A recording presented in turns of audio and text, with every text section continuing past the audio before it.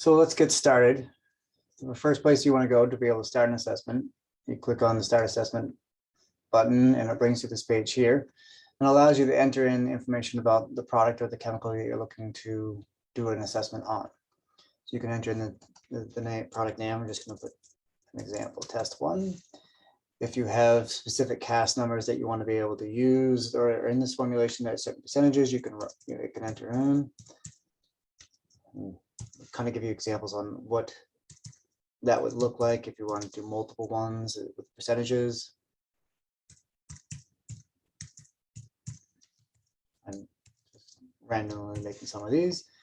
Then you can put in the SDS source, who is the supplier of either the chemical or the manufacturer of the product. And if you have a direct link to a safety data sheet that you want to be able to link to and for other people to see where it came from, you can actually type that in here and it'll provide a link to that for future reference. And basically you want to kind of document when what this was made, assessment was made, what year it was from.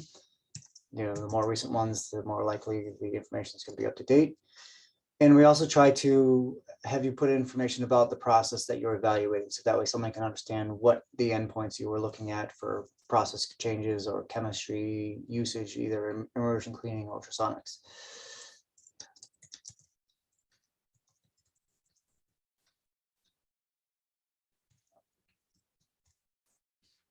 So then you would click Add to the session. And so now your chemical now shows up here for you to be able to start your assessment. The next step is to click on the green button with the pencil to be able to go into the endpoints and start collecting the data and checking off the boxes for the information that you've gathered. So the way that this will work is, as you can see, that there are 8 categories you can choose from with a drop down arrow to show you more items to populate within the tool. So if we go drive in here, you can see there's multiple options that you can put in for inhalation toxicity. You don't have to find an endpoint for everything, but the more data you have, the more robust your evaluation will be in the end. Some of these are designed to have you enter in specific numbers based on the classification, and depending on what level of your hazard, the scores will show up that you're there. And you can also say where you got this from. You got this from the safety data sheet, or you got it from a technical data sheet. This helps to document where your information came from. In some cases, you're not sure where it came from, but you're using your expert or your professional judgment. That way, when someone else comes through here, they will understand how this assessment was made so that they can decide if they need to make changes to how the data was in there. So you can go through all of these and enter in either from the key phrases that are provided to you, or the GHS levels, or the phrase numbers that are available. It helps generate a score composite for each of these categories. So you continue to go through all of this for the various endpoints. You have the chronic exposure, you have scroll down here to ecological hazards, environmental fate, keep going down, atmospheric hazards, physical properties, as well as process factors. This is where we talked about before, that it will depend on how you're using it and whether environmental indicators within your facility that you have to be concerned with. And it also has life cycle. So it talks about upstream and downstream, as well as recycling and renewable materials. So in the end, when you get to the end of all your data entry, we click Save Changes, and then you can go back to the screen here, and then it now has a number of data points you've entered in and the score that you got, the overall evaluation that it was assigned. Now, how is this assigned? Well, you can go in here and look at the compare summaries of the different products that are there. And in here, you can kind of summarizes what you've done for your assessment. So that is one way you can start. I'm going to add on to the one we have here by loading from one that's already in the database. So again, it goes through and tells you to make sure that just because it's in there and it's been reviewed and it's available for people to use, it doesn't necessarily mean it's an exact fit for your process. It's always good to go through and do a comparison of what's in there to what you think you'll be needing to be used it for, to get a better interpretation of your assessment. So again, you could type in a name and do a search. Just so if you did a partial name, you could run a search and it will give you things that have partial spelling, and you can kind of go through and choose from each of these ones you want to see. So if you were to click on the link that's here, it kind of gives you a quick summary of what this product was used for. So this is one that we submitted based on general cleaning operations. And you can see the overall environmental P2OASys score for the different categories. Decide, well, I don't necessarily want to use that one, but I'm interested in adding this one to the list. So you can click on that.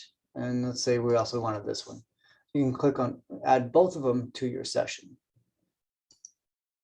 And as you can see, they jump in here, and now you can kind of get an idea of what some of these other products look like.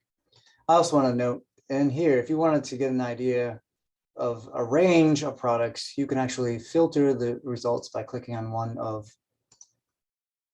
the beakers that are there, and it'll only give you the products in those categories. You could also filter each of the categories, the smallest to largest, newest to oldest, to help with your identification of alternatives. So let's jump over to the compare summary page now. Now you can see that we have those products that are up there side by side, and you can expand in here to determine how these stack up against each other.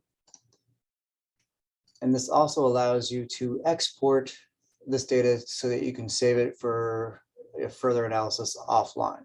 So you can either do it by the summary scores or all of the scores.